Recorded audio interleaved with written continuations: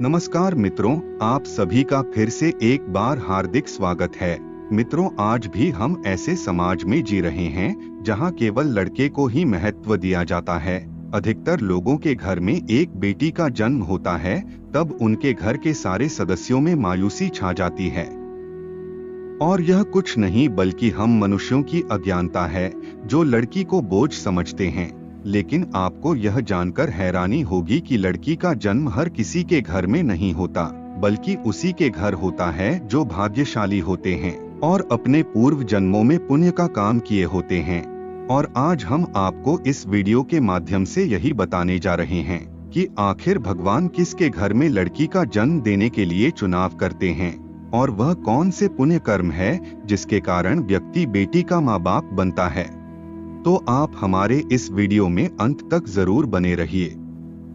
दोस्तों, जब एक दिन भगवान श्री कृष्ण को अर्जुन पूछते हैं कि हे माधव, किन कर्मों के कारण किसी के घर पुत्री धन की प्राप्ति होती है, अर्थात कैसे घरों में बेटियों का जन्म होता है, तब भगवान श्री कृष्ण अर्जुन से कहते हैं, हे पार्थ, अगर किसी के घर बेटे भाग्य से होते हैं तो बेटियां सौभाग्य से, और जो भी स्त्री या पुरुष अपने पूर्व जन्म में पुण्य कार्य किए होते हैं उन्हें ही एक बेटी के माता पिता होने का सौभाग्य प्राप्त होता है।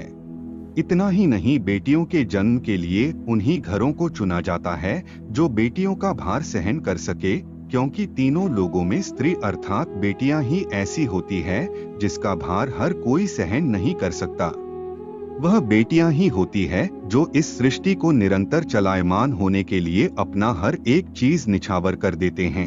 हे अर्जुन, लेकिन जिस दिन इस सृष्टि में बेटियों का जन्म लेना रुक जाएगा, उस दिन सृष्टि भी ठहर जाएगी और इस सृष्टि का अंत हो जाएगा।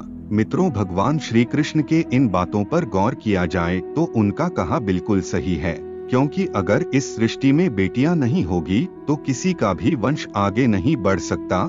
आपने भी कई लोगों को कहते हुए जरूर सुना होगा कि जिस घर में बेटी का जन्म होता है वह घर स्वर्ग के समान होता है, क्योंकि बेटा तो केवल एक कुल को रोशन करता है, लेकिन बेटियां दो कुलों को रोशन करती है। माता पिता के घर वह एक बेटी के रूप में अपना उत्तरदायित्व निभाती हैं, तो ससुराल आकर बहू के रूप में अपने पूरे कर्तव्य का पालन करती है। दोस्तों, आजकल आप सुनते ही होंगे कि बेटियां या फिर बहू परिवार में किसी की मृत्यु हो जाने पर उसका पिंडदान नहीं कर सकती।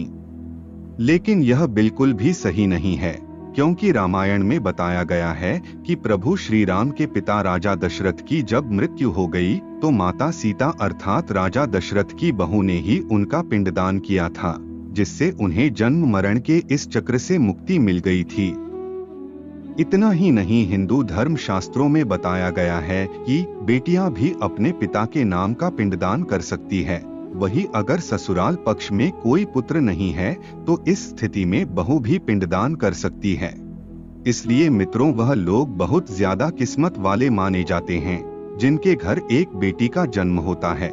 वहीं वह प्रबल किस्मत के होते हैं जिनके घर एक से ज्यादा बेटियां जन्म लेती है। शायद यही कारण है कि बेटियों को लक्ष्मी का दर्जा दिया गया है।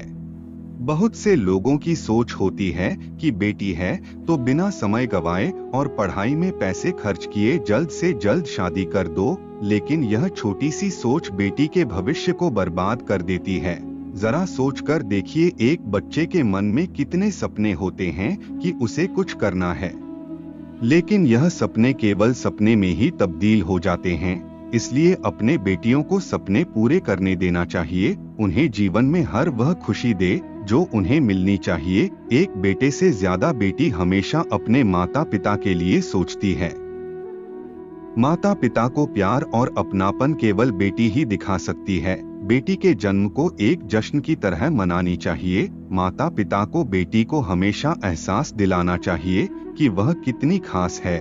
मित्रों, कभी भी बेटी माँ बाप पर बोझ नहीं होती, वह सिर्फ अपनी और अपने परिवार की किस्मत बनाने के लिए जन्म लेती है।